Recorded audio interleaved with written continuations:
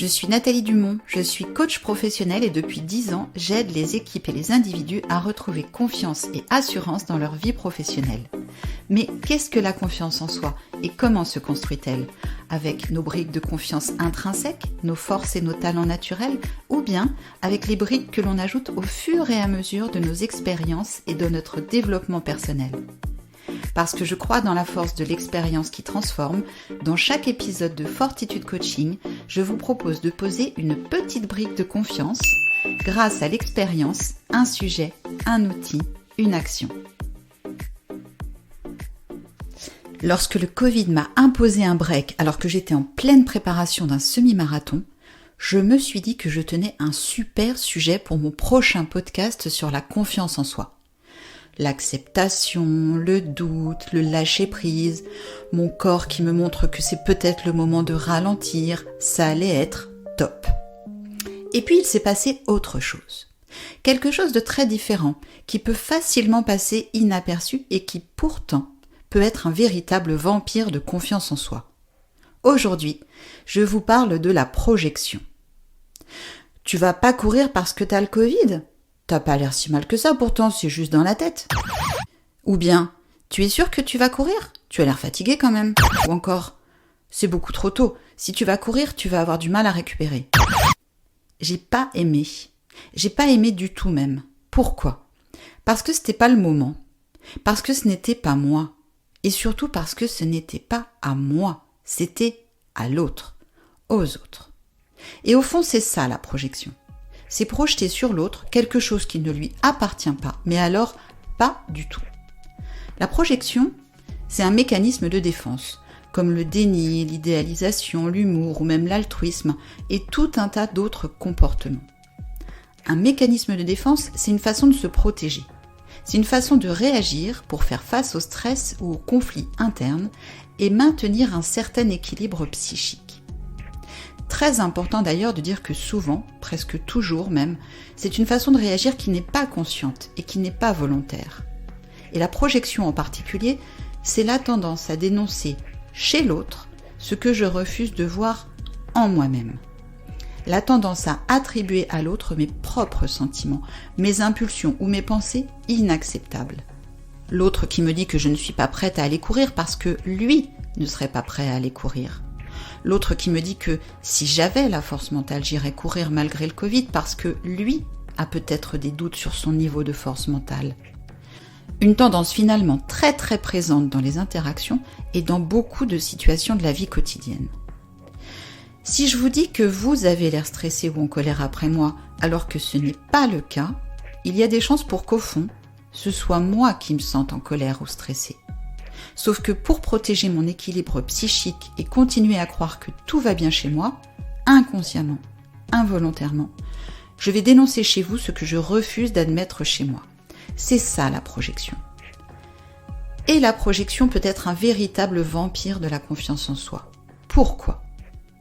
Parce que ces petites phrases peuvent avoir un impact sur notre assurance, sur notre force ou notre estime de soi. Un impact plus ou moins important, en fonction de notre histoire de vie, de notre estime personnelle, du niveau de conscience que nous avons de nos blessures et aussi du travail personnel que nous avons mené ou pas sur ces blessures. En fonction de tout cela, nous n'avons pas tous la même perméabilité ou imperméabilité face à la projection. Un impact plus ou moins important aussi selon les moments de notre vie et même parfois dans l'espace d'une même journée. De façon assez évidente, nous sommes tous moins sensibles à la projection lorsque tout va bien dans notre vie et que nous remportons des succès. Et nous y sommes plus sensibles lorsque nous nous sentons affaiblis, fragilisés ou dans le doute. Si je me sens en pleine forme et que mes performances évoluent de semaine en semaine, je m'en fiche complètement qu'on me dise que je ne serai jamais prête pour ma course. Mais je m'en fiche moins si je viens d'avoir le Covid, que ça fait plus d'une semaine que je n'ai pas pu mesurer mes performances et que je ne sais pas trop où j'en suis.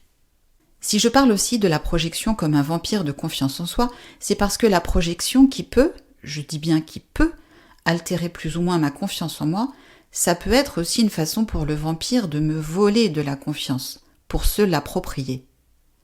En critiquant l'autre ou en le faisant douter, je le dévalorise et donc mécaniquement, ça me valorise moi. Voilà ce qui peut se passer inconsciemment. Voilà pourquoi ces petites phrases n'ont pas juste pour effet de réduire ma confiance en moi, mais elles permettent au vampire de se nourrir, non pas de sang ici, mais d'énergie, de confiance, ou plutôt d'une illusion d'énergie et de confiance. Heureusement d'ailleurs. Et c'est là qu'il peut être utile d'agir, de réagir, de voir ce qui se passe et de ne pas laisser faire. Et c'est ce que je vous propose dans cet épisode des petites briques de confiance, un sujet, un outil, une action. Sur le sujet des vampires de confiance, je vous propose un outil, le miroir, et une action, apprendre à reconnaître la projection. Et donc d'abord un outil, le miroir. Il existe, paraît-il, un outil qui terrifie le vampire, c'est le miroir. Pourquoi ? Parce que le vampire, qui essaye de passer inaperçu parmi les hommes, est irrémédiablement découvert lorsqu'il se trouve face à un miroir. Le vampire ne possède pas de reflet parce qu'il ne possède pas d'âme, parce qu'il est banni. Donc face au miroir, il est automatiquement repéré. Alors notre outil, ce sera le miroir. Et l'action ? Ça va être d'utiliser le miroir pour apprendre à reconnaître la projection et à s'en protéger. Utiliser un mécanisme de défense, le miroir, contre un autre mécanisme de défense, la projection. Le miroir tourné vers moi me sert à reconnaître la projection. C'est le niveau 1. À chaque fois que j'entends « Tu as l'air énervé, tu ne m'écoutes jamais, tu es trop susceptible, tu n'es pas assez organisé. » En gros, tout ce qui commence par « tu » plus un qualificatif. Je sors le miroir et je le dirige vers moi. Est-ce que je me sens vraiment énervé ? Est-ce que je suis vraiment trop susceptible ? Si la réponse est non, objectivement non, je reconnais que c'est un coup de projection. C'est le niveau 1 et c'est déjà pas mal parce que j'apprends à distinguer dans ce que me dit l'autre, ce qui m'appartient et ce qui ne m'appartient pas. Le niveau 2, c'est le miroir tourné vers l'autre.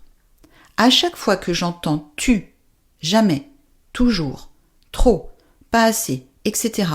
et que je fais l'hypothèse d'un coup de projection, je tourne le miroir vers l'autre. Alors il peut y avoir différentes façons. Qu'est-ce qui te fait penser que je suis énervée ? Qu'est-ce que tu veux dire par trop susceptible ? Ou bien, tu es sûr que tu parles de moi là ? Tu es sûr ? Ou encore, et dis-moi là, au moment où on se parle, c'est pas toi par hasard qui est un peu énervé, en vrai ? J'ai remarqué que c'était très à la mode en ce moment de dire en vrai. Alors en vrai, il peut y avoir différentes façons de tourner le miroir vers l'autre qui vont être plus ou moins directes, plus ou moins confrontantes, et c'est bien que chacun puisse trouver sa propre façon de réagir à la projection, celle qui lui convient. La petite phrase sur mesure, le miroir sur mesure qui permet de renvoyer à l'autre ce qui ne m'appartient pas. Et que ce soit en tournant le miroir vers moi pour reconnaître la projection, niveau 1, ou en le tournant vers l'autre pour lui renvoyer sa projection, niveau 2, dans les deux cas, le miroir me protège de la projection. Il m'empêche de prendre pour moi ce qui ne m'appartient pas et donc, il protège mon niveau de confiance en moi. Et ça, c'est ma responsabilité. Et une dernière chose peut-être pour conclure cet épisode. Rappelez que nous avons tous nos propres mécanismes de défense, involontaires et inconscients, la projection mais aussi beaucoup d'autres. Donc nous sommes tous capables d'être des petits vampires de confiance. Des vampires de confiance pour l'autre mais aussi pour soi-même. Alors peut-être qu'une troisième façon d'utiliser notre miroir, un troisième niveau, serait de le diriger vers soi de temps en temps.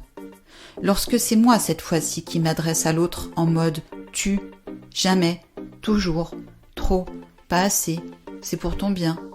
Au fond, en vrai, est-ce que ça parle de lui ou bien est-ce que ça parle de moi ?